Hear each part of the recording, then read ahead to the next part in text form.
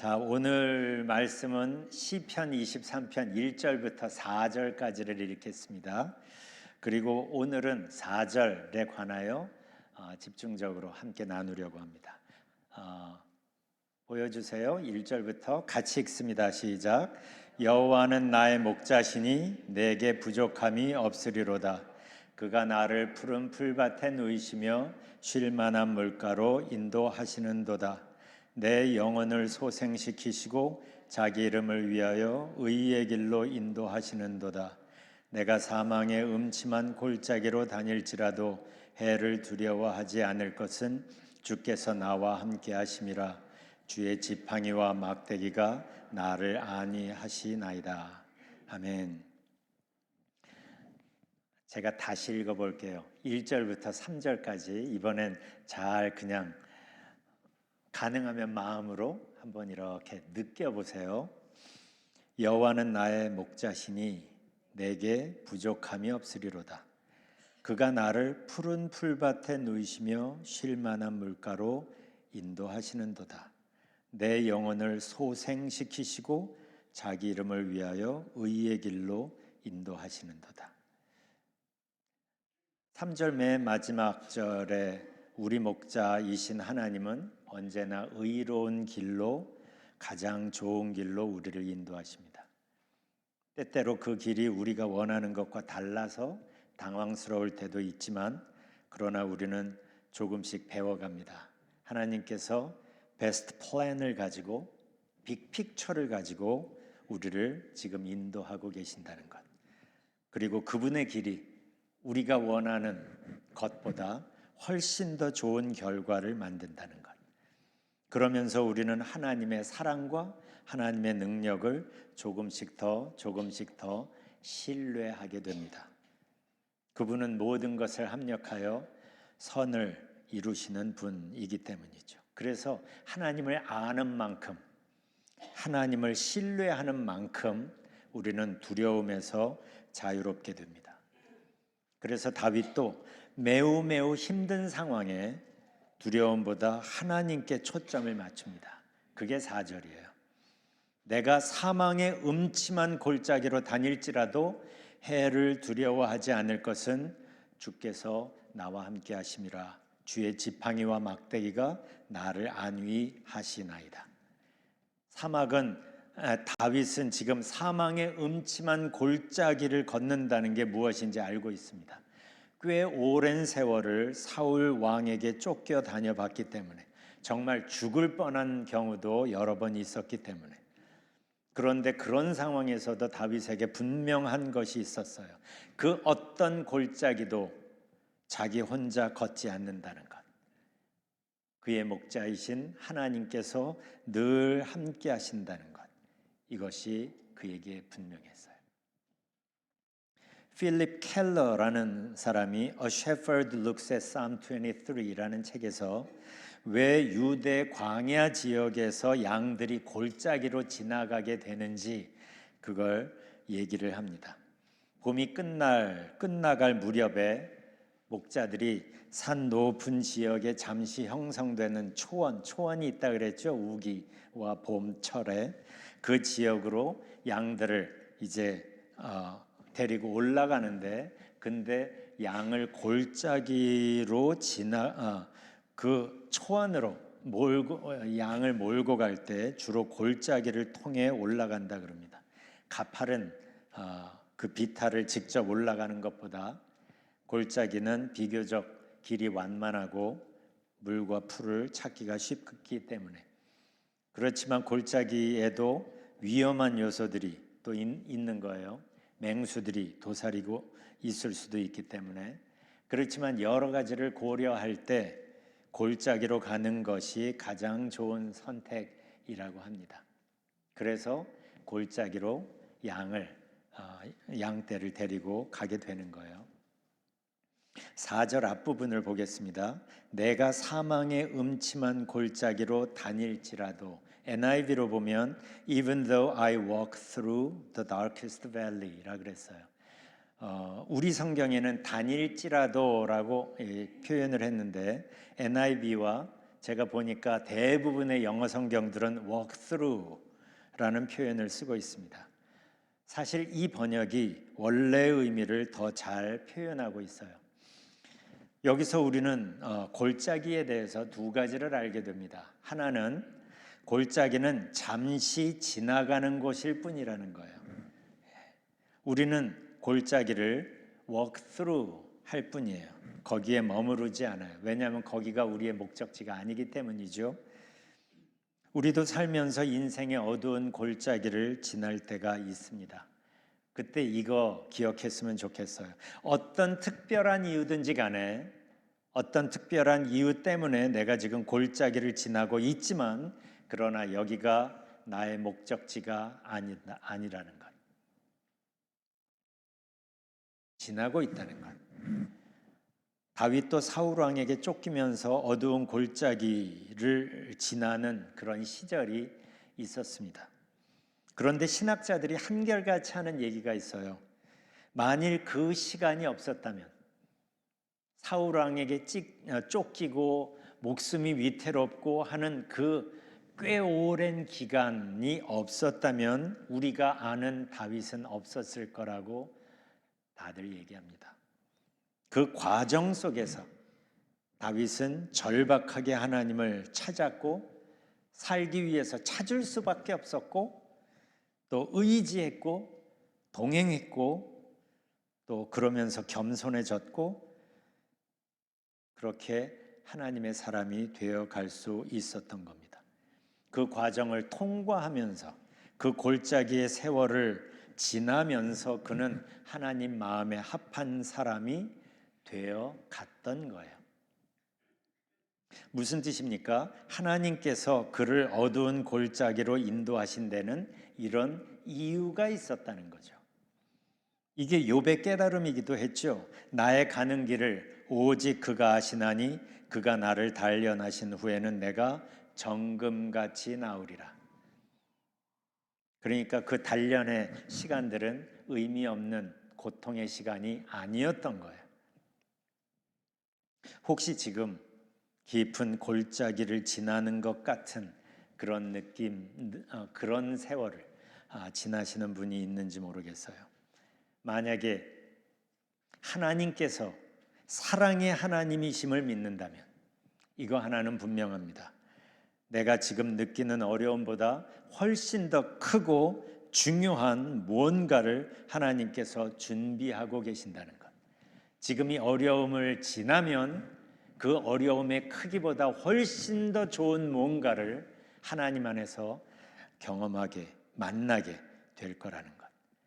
그런데 이 과정에서 우리에게 필요한 것이 두 가지가 있는데 하나는 하나님에 대한 신뢰, 또 하나는 그 분께 집중하는 연습이에요.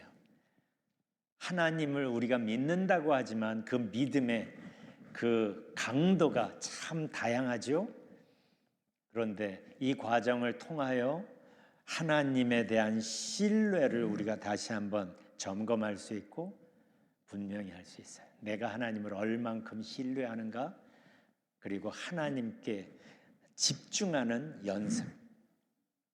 예배 때만이 아니라 특별히 삶 속에서.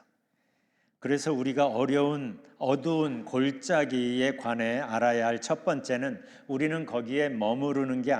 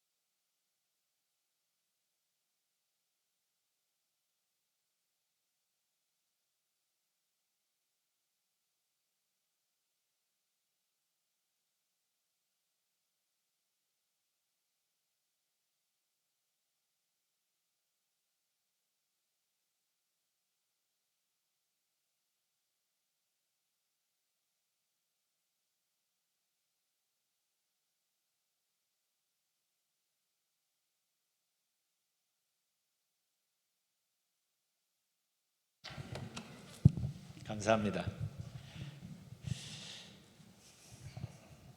다윗은 이건 좀 너무 크네요. 다윗은 그 골짜기를 run through가 아니라 walk through 했다는 점이에요. 우리는 안 좋은 상황을 빨리 벗어나고 싶어 합니다. 누구나 그렇습니다. 그렇지만 서둘러서 그 상황을 빠져나오는 것보다 훨씬 더 중요한 게 있는데, 그 골짜기에서 내가 느끼고 내가 생각하고 자신을 돌아보면서 배워야 할 것을 그 상황에서 배워야 한다는 거예요. 좀 전에 얘기한 다윗의 경우처럼 하나님이 나를 지금 이 골짜기로 인도하신 데는, 이 상황을 걸어가게 하신 데는 이유가 있기 때문입니다. 마치 이집트에서 탈출한 이스라엘 백성들의 목표는 가나안에 빨리 들어가는 거겠죠. 젖과 꿀이 흐르는 땅으로 알고 있었으니까. 그래서 빨리 가나안에 들어가고 싶어 했겠지만, 그러나 그 전에 하나님이 가지신 목표가 있는데, 그것은 그 이스라엘 백성들로 하여금 진짜 하나님의 백성답게 변화시키고 성숙시키는 거였어요. 그래야 그들이 하나님의 축복 안에 계속 지속적으로 머물 수 있기 때문입니다. 하나님의 축복은 사실 가나안 땅에 있었던 게 아니에요. 하나님 안에 있었던 거예요. 그러니까 하나님과 함께 들어가고 하나님 안에서 그 가나안 땅에 있을 때 거기에 젖과 꿀이 흐르는 땅이 곳이 되는 거지, 우리가 상식적으로 보면 가나안 땅엔 젖도 안 흐르고 꿀도 안 흐릅니다. 하나님 안에 갔을 때 하나님이 그런 것들을 공급해 주신다는 거죠. 그러니까 축복은 가나안 땅에 있었던 게 아니라 하나님 안에 있었던 거고, 그러니까 그들이 가나안 땅에 들어가기 전에 먼저 하나님은 그들이 하나님 안에서 사는 연습을 시켜야 했던 거예요. 무엇보다 하나님께 초점 맞추며 하나님과 동행하는 연습을 시키기 위해서 그들이 하나님을 의지해야만 생존할 수 있는 광야로 하나님은 그들을 인도하셨던 겁니다. 어떻든 간에 어두운 골짜기를 지나는 것은 언제나 쉽지 않습니다. 그래서 우리가 무엇보다 먼저 배워야 할 것은 내가 지금 혼자가 아니라는 것, 선한 목자께서 지금 나와 함께 하신다는 사실을 알고 또 거기에 익숙해지는 것, 이게 우리가 연습해야 될 거예요. 상황은 우리가 살다 보면 골짜기로, 광야로 만날 수 있어요. 그렇지만 그 장소가 중요한 게 아니라, 환경이 중요한 게 아니라 내가 지금 혼자가 아니라는 사실, 선한 목자이신 아버지 하나님께서 지금 나와 함께 한다는 사실을 교회에서만이 아니라 월화수목금토일 나의 평상 일상에서 그것을 알고 기억하고 그 사실에 익숙해지는 연습이 우리에게 필요한 거예요. 우리를 인도하시는 그분은 골짜기에서 나가는 길을 당연히 알고 계세요. 그런데 하나님은 그 골짜기 속에서 우리의 내면을 터치하시고 정결케 하시고 성숙시키시고, 그래서 우리의 영혼의 뿌리가 하나님께 더 깊이 뿌리 내릴 수 있게, 하나님과 더 깊이 연결될 수 있게 그 골짜기라는 특수 상황 속에서 우리를 연습시키고 훈련시키십니다. 그래서 하나님은 그 골짜기라는 상황을 바꾸시기 전에, 우리를 골짜기에서 나오게 하시기 전에 그 골짜기 한가운데서 우리에게 이렇게 말씀하십니다. 잘 들어보세요. 두려워하지 말라. 내가 너와 함께함이라. 놀라지 말라. 나는 네 하나님이 됨이라. 내가 너를 굳세게 하리라. 참으로 너를 도와주리라. 참으로 나의 의로운 오른손으로 너를 붙들리라. 문제를 해결해 주신다는 이야기는 여기에 없어요. 그러나 하나님이 함께 하신다는 것, 나는 네 하나님이라는 것, 너를 굳세게 할 거라는 것, 너를 도와줄 거라는 것, 너를 붙들고 있을 거라는 것은 반복하여 참으로 하시면서 하나님이 강조하시는 거예요. 그 뒤에 이사야 44장에서는 이렇게 말씀하십니다. 너를 만들고 너를 모태에서부터 지어낸 너를 도와줄 여호와가 이같이 말하노라. 두려워하지 말라. 왜 이렇게 말씀하실까요? 너는 지금 혼자 있는 게 아니야. 지금 너와 함께 하시는 너를 도와줄 하나님께 초점을 맞추라는 거예요. 너가 혼자가 아니라는 사실을 알라는 거예요. 너와 지금 함께 하시는 하나님께 초점을 맞추라는 거예요. 그러면 어떻게 될까요? 우리가 하나님께 초점을 맞추면 하나님과 함께 내가 지금 처한 상황을 볼 수 있는 시각을 갖게 됩니다. 하나님의 시각으로 내 문제, 내 상황, 내 현재 처지를 볼 수 있게 돼요. 이게 우리의 어마어마한 변화입니다.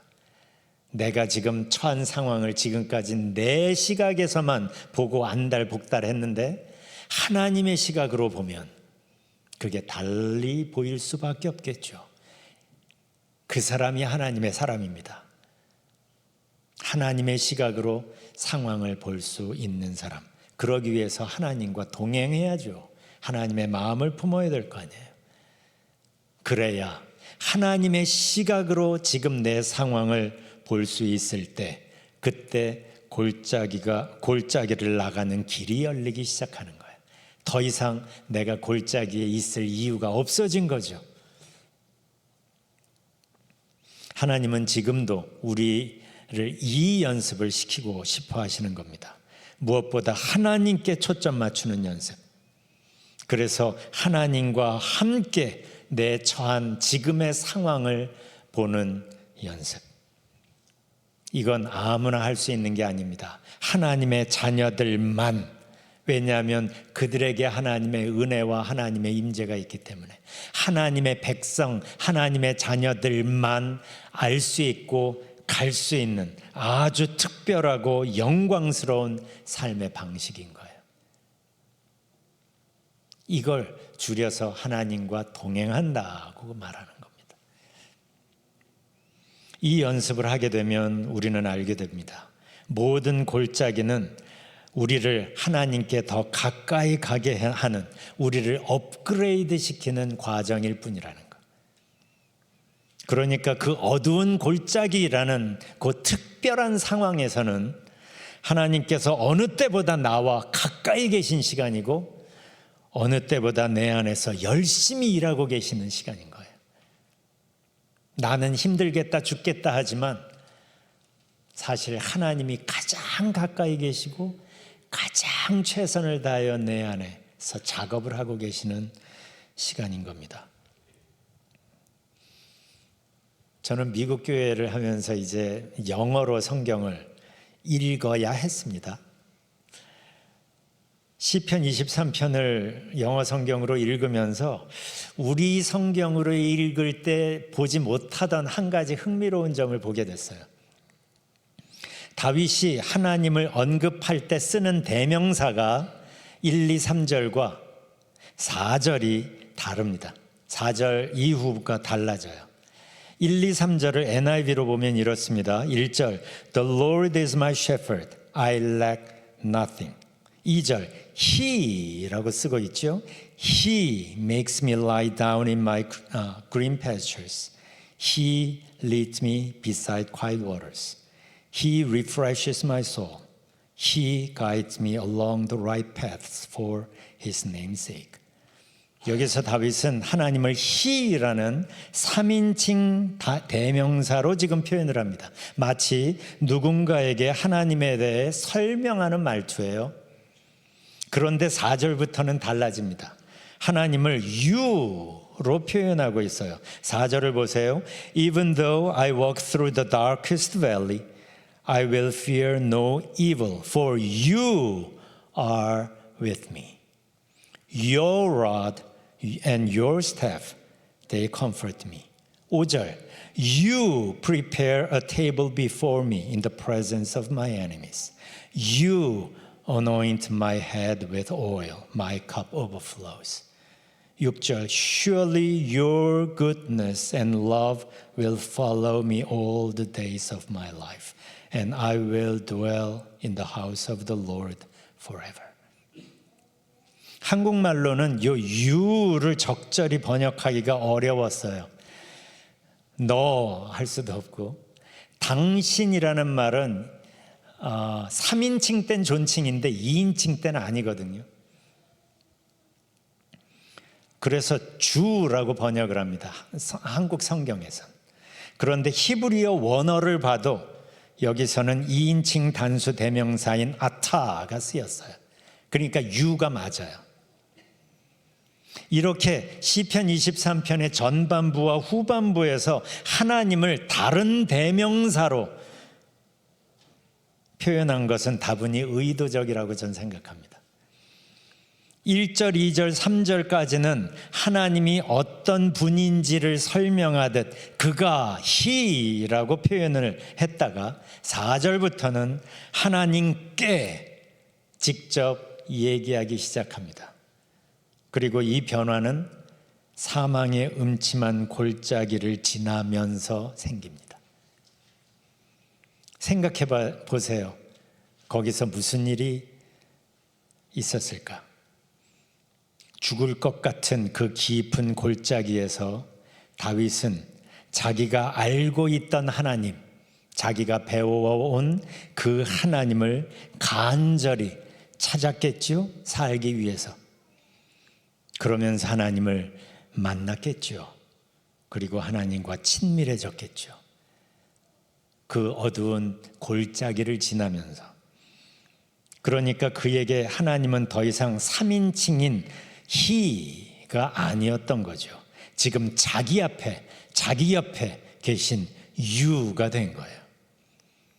그래서 그는 그 골짜기 안에서 하나님께 직접 말하기 시작합니다.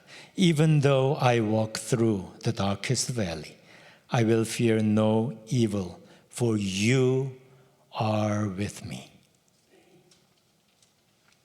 이 순간 한번 이 상황을 한번 생각해 봤어요. 이 4절을 다윗이 고백하듯 하나님께 말하는 이 순간에 다윗의 상황은 더 이상 어두운 골짜기가 아니었습니다. 왜냐하면 그는 지금 하나님 앞에, 하나님 안에 있기 시작했기 때문이에요. 다윗의 상황이 달라집니다. 더 이상 골짜기가 아니라 하나님 앞, 하나님 안이기 때문이에요. 오늘 우리가 이걸 배웠으면 좋겠어요. 가장 안전한 상황은 언제입니까? 삶을 힘들게 하는 위험 요소들이 없어졌을 때가 아니라 내가 하나님과 함께 있을 때입니다. 너무 중요해서 다시 강조합니다. 가장 안전한 상황은 우리를 힘들게 하는 위험 요소들이 해결되었을 때가 아니라 내가 하나님과 함께 있을 때. 그렇기 때문에 우리가 이것을 깨닫는다면 우리의 기도의 초점이 달라질 수밖에 없습니다. 기도가 문제들이 없어지기를, 문제들을 해결하기를 기도하기보다 그 문제 한가운데서 내가 하나님께 더 깊이 나아가게 해주세요. 하나님과 더 친밀하게 동행하는 삶을 기도하게 될 겁니다. 왜냐하면 문제는 언제나 있어요.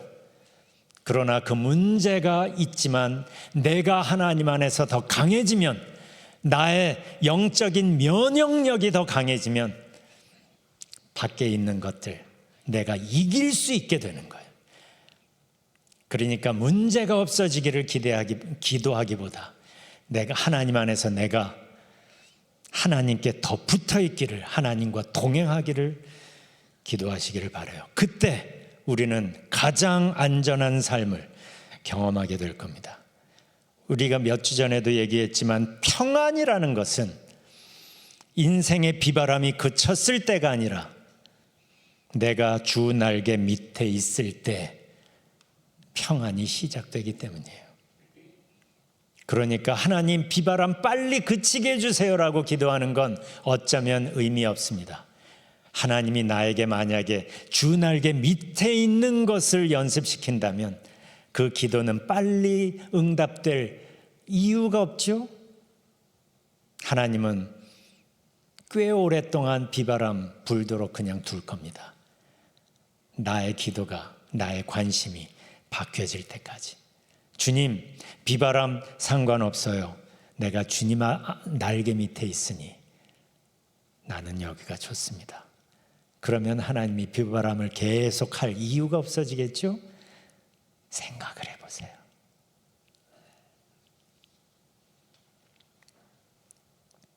혹시 요즘 어두운 골짜기를 걷고 있습니까? 바로 지금이 믿음의 눈을 들어 하나님을 찾을 때입니다. 그동안 알고 있던 그 하나님, 배워오고 들어왔던 그 하나님을 이제는 내가 찾아야 할 때고, 그리고 만나고 그분과 동행이라는 새로운 방식의 삶을 시작해야 할 때입니다. 감사하게도 하나님께서 이렇게 말씀하시죠. 너희가 온 마음으로 나를 구하면 나를 찾을 것이요 나를 만나리라. 같이 읽어볼까요? 시작. 너희가 온 마음으로 나를 구하면 나를 찾을 것이요 나를 만나리라. 여호와께서 가라사대. 그리고 하나님을 만나면 어두운 골짜기도 천국으로 바뀝니다. 그게 전에 소개했던 바로 이 찬양이죠. 예배 끝날 때마다 우리가 부르던 찬양이에요. 내 주 예수 모신 곳이 그 어디나 하늘나라. 주 예수와 동행하니 그 어디나 하늘나라. 내가 지금 어떤 상황, 어떤 처지에 있느냐는 문제가 사실은 아닙니다. 거기에 혼자 있으면 사망의 음침한 골짜기가 되는 거고, 그러나 거기에 예수님과 함께 있으면 거기도 하늘나라가 되는 겁니다. 이쯤에선 아멘 해도 좋습니다. 다시, 어떤 상황, 어떤 처지에 내가 지금 있느냐는 두 번째입니다. 그거보다 더 중요한 것은 그 상황에 내가 혼자 있으면 사망의 음침한 골짜기가 되고 외롭고 힘들고 낙심되고, 그러나 그 자리에 예수님과 함께 있으면 거기도 하나님의 나라가 될 줄 믿습니다. 왜요? 예수님이 거기 계시면. 그러니 우리의 초점을 더 이상 상황에 두고 문제에 두고 혼자 고민하지 마십시오. 그건 하나님 모르는 영적인 고아들이나 하는 겁니다. 왜요? 내가 혼자 다 매니지해야 되니까. 그런데 예수님이 말씀하십니다. 너희에게는 너희를 너무나 사랑하시는 하늘 아버지가 계시다.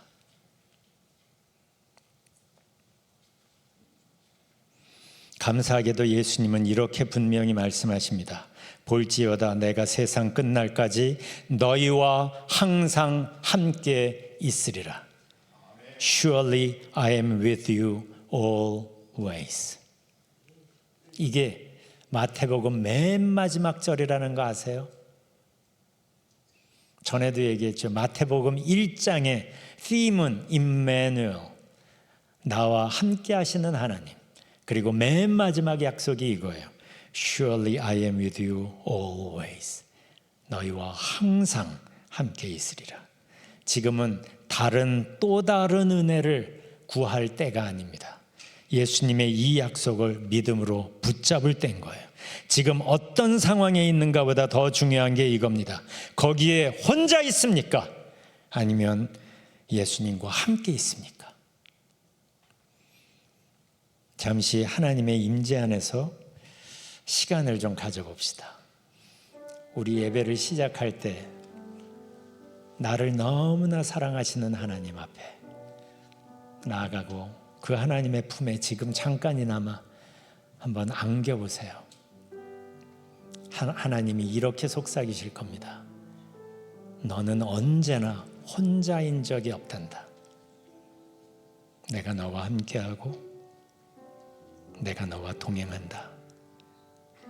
그러면 그 어디나 하늘나라가 되지.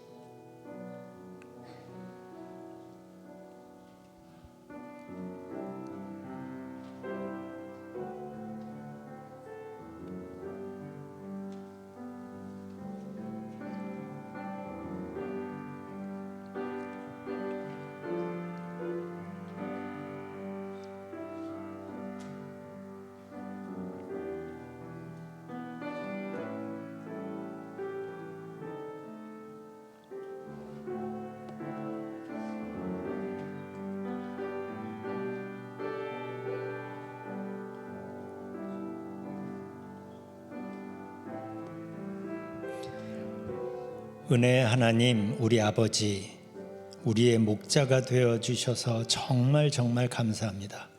우리와 늘 함께 하시고 가장 좋은 길로 우리를 인도해 주시고 때마다 먹이시고 보호해 주셔서 참 감사합니다. 가장 안전한 상황은 위험 요소들이 없어졌을 때가 아니라 하나님과 함께 있을 때임을 배웁니다. 어디에 있든 어떤 골짜기를 지나든 예수님과 동행한다면 바로 그 자리가 하늘나라로 바뀌게 될 것입니다. 주님과 더욱 깊은 비밀의 시간을 가짐으로 주님의 기쁨과 평화가 우리의 삶을 통해 흘러나와 우리 주변 사람들까지 맛보는 그러한 놀라운 일들이 있기를 소망합니다. 예수님 이름으로 기도합니다. 아멘.